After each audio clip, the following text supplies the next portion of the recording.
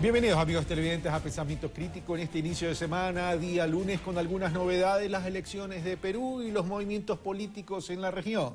Para hacer un análisis sobre estos temas hemos invitado a Francisco Sierra Caballero, director de la CISPAL. A propósito que mañana tiene un evento tremendamente importante. Francisco, muy buenos días. Buenos días. Te saludo y además gracias por la invitación, porque mañana tenemos el homenaje a Armand Matelar.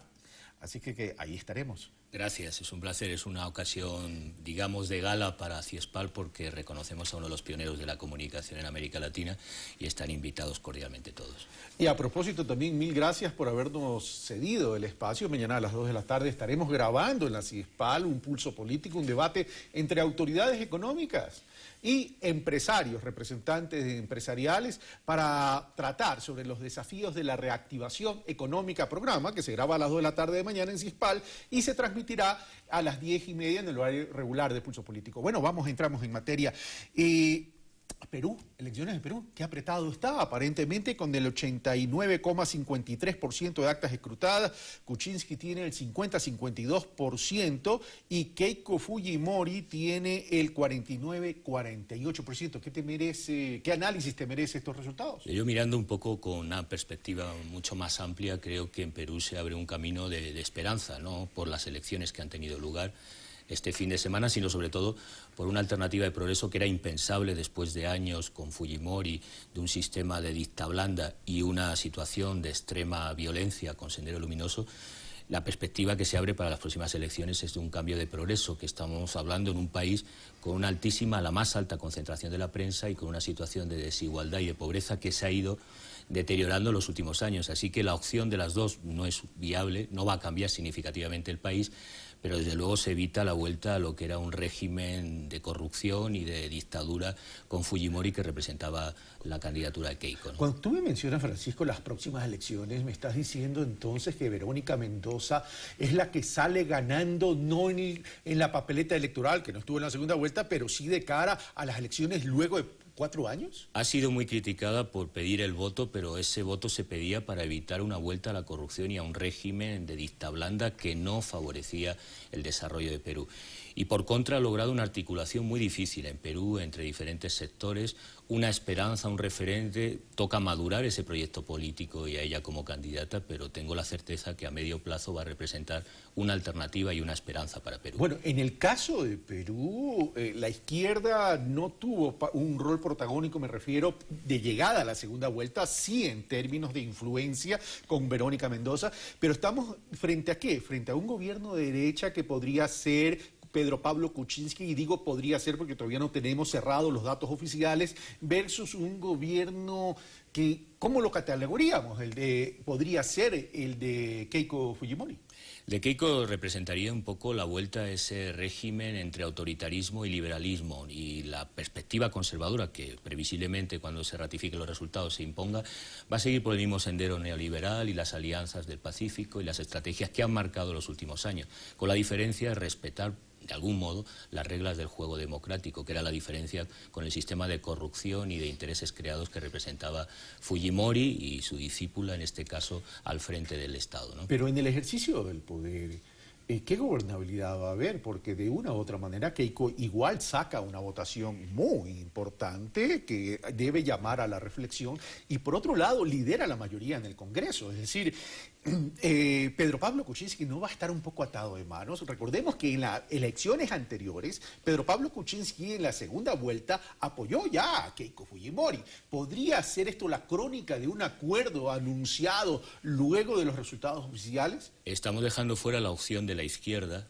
de lo que representa Mendoza, que implica también, con el deterioro que se está sufriendo en el Perú, una alternativa también que se va a dar con manifestación y con resistencia a esas políticas. Es verdad que la gobernabilidad va a ser difícil, pero también hay que tomar en cuenta el deterioro de las condiciones estructurales, económicas que se dan en el país.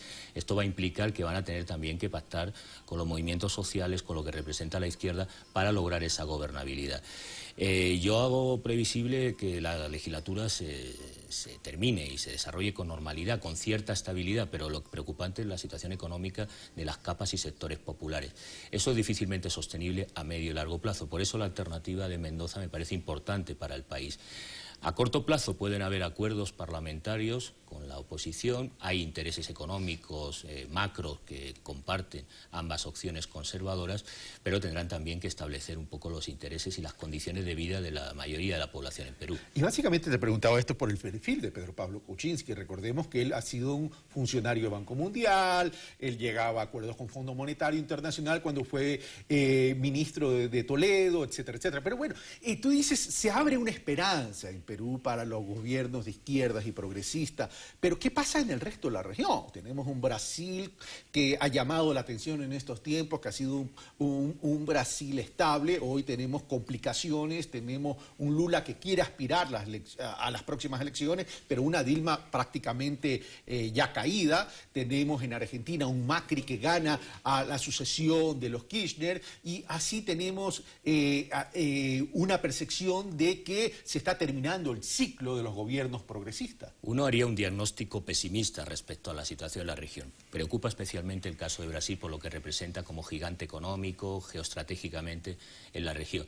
Pero si hace una lectura desde el punto de vista social de los movimientos políticos y sociales que se han ido articulando en esta década ganada en América Latina, de una nueva ciudadanía que reclama derechos y los reclama en países históricamente condenados a una condición, digamos, precaria o de absolutismo, como es el caso de Perú, y en otros países que han vivido dictaduras durante largo periodo, como es el caso de Brasil, y en el que la ciudadanía no se está acomodando a lo que sería un golpe clásico de Estado. Es decir, estamos viviendo un ciclo que hay gobiernos progresistas con dificultades, que en la política institucional, si hiciéramos solo ese análisis, el diagnóstico podría ser muy negativo, pero si uno hace un análisis de los movimientos políticos, de las esperanzas en países que históricamente no han tenido un gobierno de progreso, y además observamos los movimientos que se están observando en toda la región, la perspectiva sería, digamos, de claroscuros. Hay un proceso retroceso político de los gobiernos de progreso, pero una emergencia y un movimiento, por ejemplo, en el caso de Argentina, el Frente por la Victoria se está reorganizando y previsiblemente, independientemente de los procesos de judicialización que tengan lugar en el país, se espera un proceso de alternativa a Macri que en las próximas elecciones, si no antes, porque caiga el gobierno, va a tener la mayoría amplia. Pero esos movimientos sociales que dices tú se están activando post, es decir, luego de haber cedido un gran espacio, en el caso de la Argentina, incluso perdiendo las elecciones, un gobierno progresista o un movimiento progresista, y en el caso de Brasil, con una Dilma Rousseff completamente debilitada y un Lula con un signo de interrogación si va a poder acceder a esas elecciones. Pero ¿qué pasa con los otros gobiernos? Con Bolivia, por ejemplo, y con Ecuador. Lo de Venezuela lo dejo para otro análisis porque tiene unas realidades muy puntuales.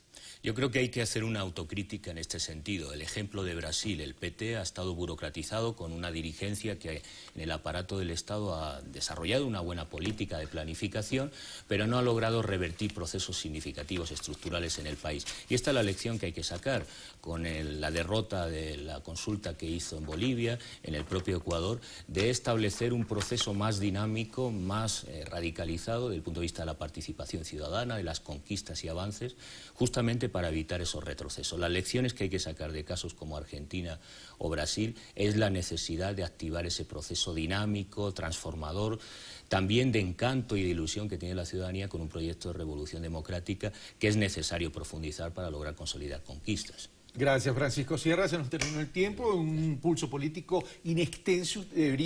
Vamos a analizar la situación política de la región. Y por cierto, también en España, cuya situación política electoral está para alquilar balcones. Así es, con esperanza también. Francisco Sierra Caballero, muchas gracias. Mañana estaremos, por cierto, en la CISPAL por la grabación y por este homenaje a Matelar.